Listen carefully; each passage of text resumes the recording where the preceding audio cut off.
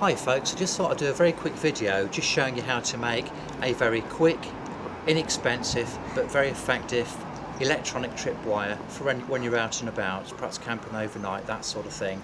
Okay, so what I'm going to do, just take you through the materials which we need to make this particular tripwire. We'll need an electronic purse alarm. Okay, we need a cutting device and a pair of pliers. I'll be using my trusty Leatherman Charge AL. We need some fishing line or some appropriate cord to use. We need some paracord or, again, some appropriate cord which you can use to tie the device to a tree. And we'll also need a lighter. Okay, so we'll just take the little device out of the box. So that's what you get basically. You get the actual alarm itself. Let's try and untangle this.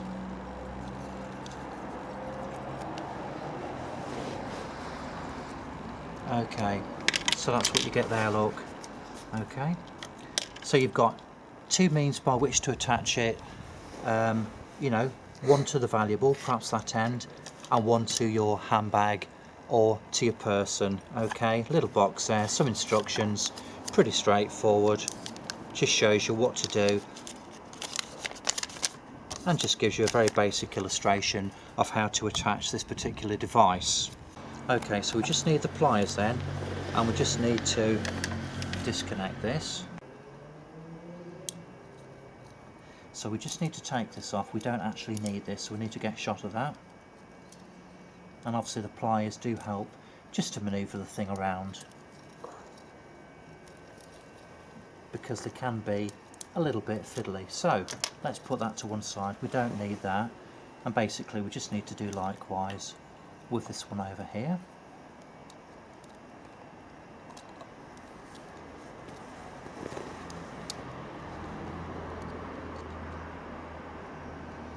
So we just need to take that one off.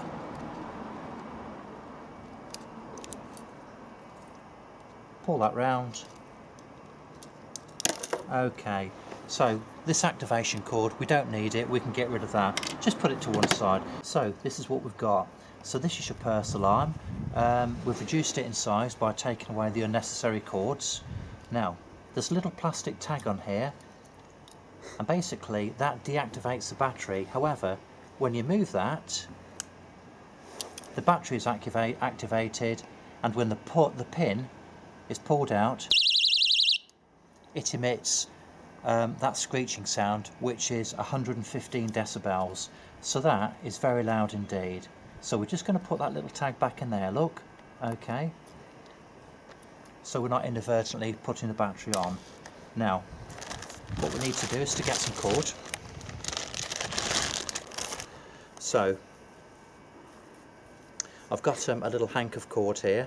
This isn't proper paracord, but it is a cord which is, you know, sufficiently robust to enable me to do what I want to do today. Okay, so we need 2 or 3 feet, and you know, always work on the basis that it's better to have more than you actually need.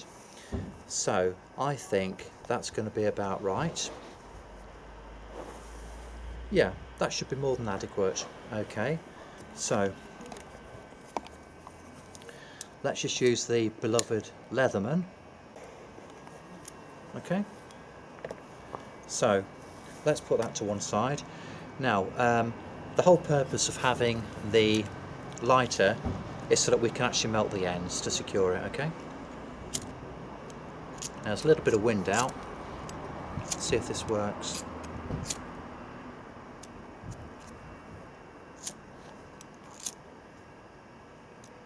Obviously we've got, you know, this lighter isn't particularly good, but you know, we're not trying to start a fire here.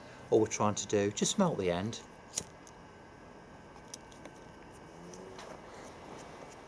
So all the threads don't come away. Okay, so let's put that to one side. Now, it doesn't get any simpler than this. Okay, all we need to do is to secure that. I would suggest that this is probably the best end to put it, just to put it through that end there. Okay, like so.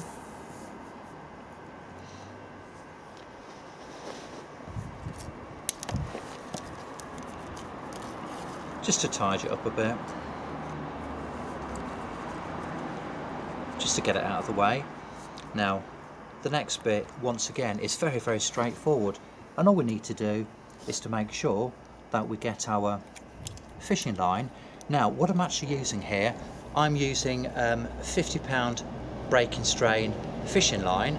You know, so this is going to be quite heavy duty. There's always going to be a bit of stretch when you're using something like fishing line. I'm using this, more than adequate for its purpose. Okay, you know, you might get away with a break and strain which is slightly less, but this is what I've got and this is what I'll be using. You know, you just need to choose an appropriate length of line, just cut it to size. Normally I would have a length around about 50 or 60 metres, something like that. I mean, obviously you can have several of these alarms all around the perimeter of your camp. All you need to do is to simply attach it to that bit there. Okay, now I used to have a small twig, and I used to wrap the fishing line around that, but what I've started to do now, just to wrap it round a tent peg. You know, it's easier to use, because if you just have a very, very small twig and you wrap it round very tightly, you know, the fishing line, it does curl quite badly. The point about this, and the thing which I think is a significant advantage, is the fact that the pin won't come out.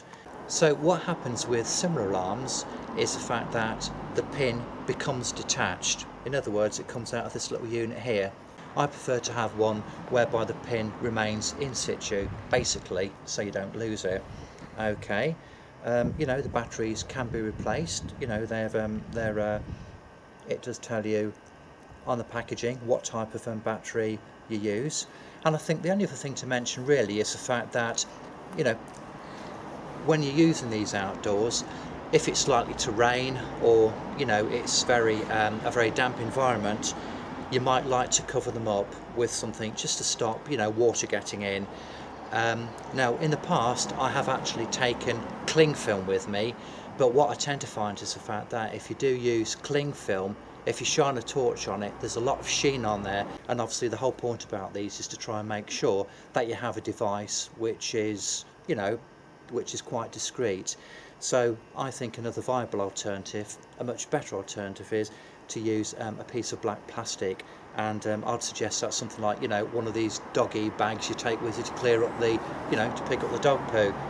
You know, they've got a matte finish, they don't shine when you put a torch on them, and if you just basically wrap it around this, it means that, you know, it's not going to be affected by water or by moisture. So that's what I actually do.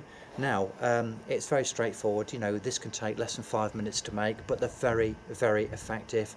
They're very discreet. These units cost about £3 each. You know, you can get them off the internet. I've got a few. In fact, I've actually made up quite a few already. So I've got quite a few there, look.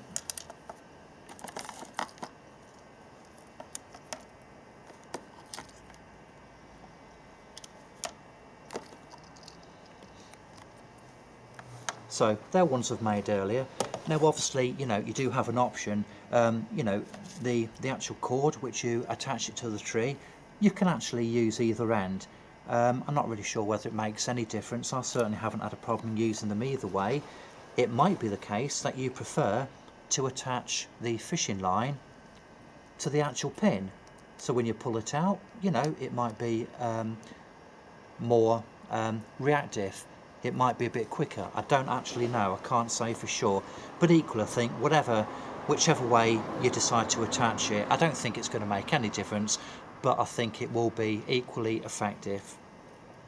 So there we go, that is the Sureguard purse alarm.